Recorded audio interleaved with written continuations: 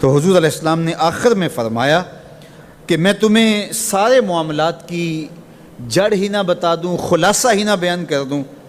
قلت بلا یا نبی اللہ، میں نے کہا اے اللہ کے نبی کیوں نہیں؟ فاخذ بلسانہ، حضور نے اپنی مبارک زبان کو پکڑا، فقال، اور فرمایا، کف علیک ھذا، کہا اس کو روک لے، اس کو کنٹرول کر لے۔ تو کہتے ہیں میں نے کہا اے اللہ کے پیارے محبوب صلی اللہ علیہ وسلم، جو ہم باتیں کرتے ہیں اس سے بھی مواخذہ ہوگا؟ یعنی عمل پر تو پکڑ ہوگی، لیکن جو ہم زبان سے بات نکال دیتے ہیں تو کیا اس بات پر بھی مواخذہ ہوگا؟ تو حضور علیہ السلام نے ارشاد فرمایا کہ لوگ منہوں کے بل یا ٹھوڑیوں کے بل جہنم میں ڈالے جائیں گے، یہ ان کے بولے ہوئے بولوں کی وجہ سے ہوگا، ان کی زبان کی کمائی کی وجہ سے ہوگا۔ تو اپنی زبان کی حفاظت کرو تو جنت کا داخلہ مل جائے گا۔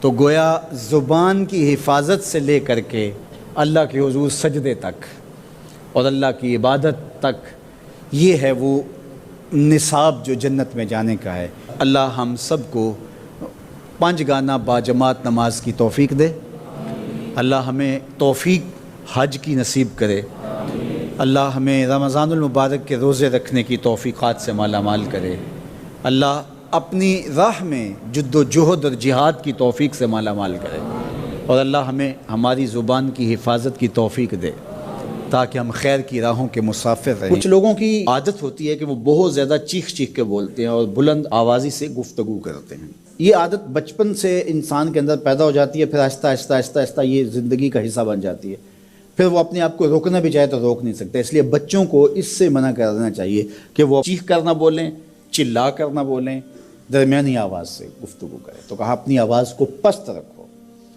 اور یہ ممبر و محراب کے مالکوں کو بھی خاص طور پہ اس بات کا بہت خیال رکھنا چاہیے کہ ان کی آواز لوگوں کے کانوں پر بوجھ نہ بنے۔ آج کل تو یہ ساؤنڈ سسٹم لگے ہوئے ہیں، اور پھر ماشاءاللہ کچھ لوگ تو یہ ایکو کا بھی ضرورت سے زیادہ استعمال کرتے ہیں۔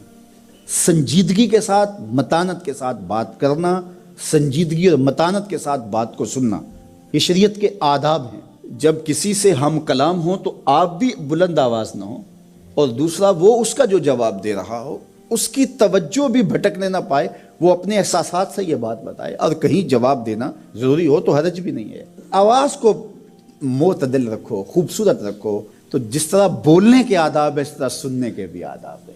ویسے ماہرین کہتے ہیں کہ تیز آوازیں بندہ پونے گھنٹے سے زیادہ نہیں سن سکتا، یعنی اس کا سٹیمنا جو ہے وہ اتنا ہی ہے کہ وہ اتنا سن لے، برداشت کر لے اس کے بعد وہ تو الگ بات ہے، لیکن یہ ہے کہ وہ جو آسانی کے ساتھ سن سکتا ہے اتنا ہی سن سکتا ہے۔ تو اس لیے یہ جو لیکچر بھی ہوتے ہیں جو دنیا کی بڑی یونیورسٹی ہیں، وہاں بھی انہوں نے لاکھوں روپے دے کر کے دنیا کے ماہرین بلائے ہوتے ہیں مختلف مضامین پر، لیکن پیریڈ کا دورانیہ یہ نہیں ہوتا وہ 3 گھنٹے کا لیکچر دے رہے ہوں۔ انسان کی جو ہے وہ ایک کیپیسٹی ہے، اس سے آگے نہیں وہ بڑھ سکتا۔ اور مجھے بتائیے انسان کو بنانے والے سے بہتر کون بتائے گا؟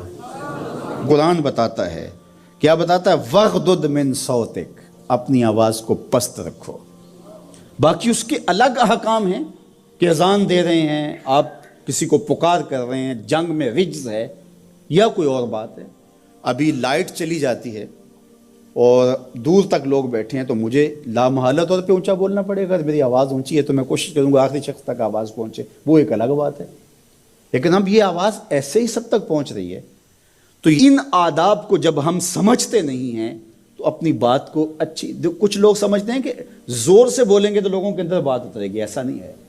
بات زور سے بولنے سے نہیں اترتی، بات دلیل سے اترتی ہے۔ رومی علیہ رحمہ فرماتے ہیں کہ بادلوں کے گرجنے سے نہیں، پھول کھلتے ہیں بارش کے برسنے سے۔ تو بارش برسے گی تو پھر پھول کھلیں گے، بلکہ وہ جتنی آہستہ آہستہ برسے گی اتنی ہی جذب ہوتی چلی جائے گی۔ سہج پکے سو میٹھا ہو۔ اس لیے اپنے لہجوں کو خوبصورت بھی بنائیے، اپنے لفظوں کا انتخاب بھی اچھا کیے، اور اپنی آواز کو پست بھی رکھیے، لوگوں کے کانوں پر آپ کی آواز بوجھ نہ ہو۔